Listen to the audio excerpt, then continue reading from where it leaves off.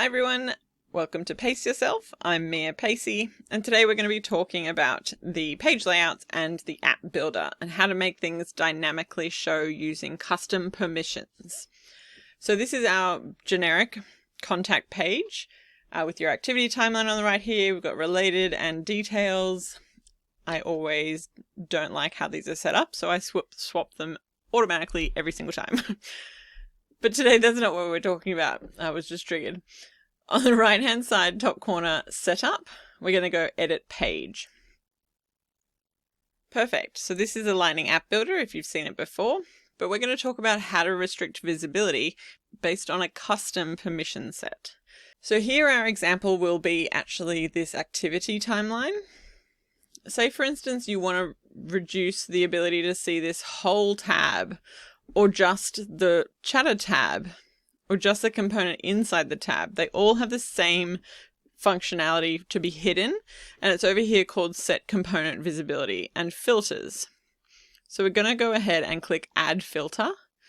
Now here you get the option of a field on the record that you've opened, the device, so what device are they actually using, or advanced, and this is where we want to sit. So to get to our custom permissions, it's in our advanced permissions, custom permissions, and then you get to select which one you want to choose and click done. We're going to say true, so they must have this custom permission to be able to see the timeline. If they do not have it, they cannot see the timeline. Go ahead and click save. And let's have a look at what that actually looks like.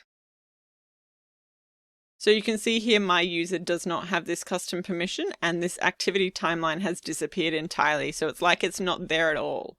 But how did we do this? So let's jump into our setup. Go into setup. I'm going to show you where custom permissions are found, which is in custom permissions in setup on the left-hand side. And they're just here. So I'm going to create a new one just for the purposes of testing.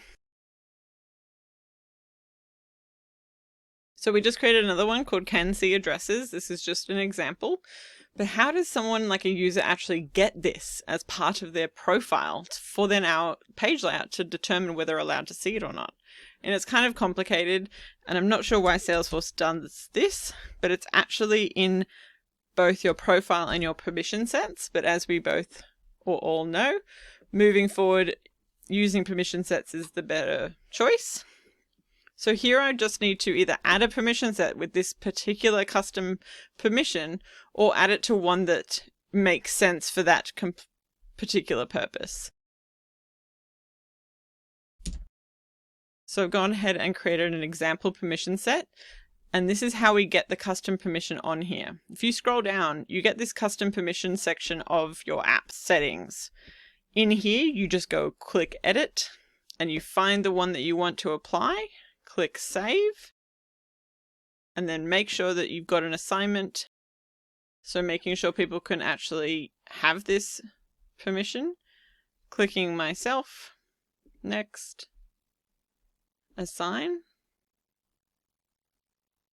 And now this random permission, so this custom permission that was added to a permission set and given to me via that permission set means that I should be able to see it, right?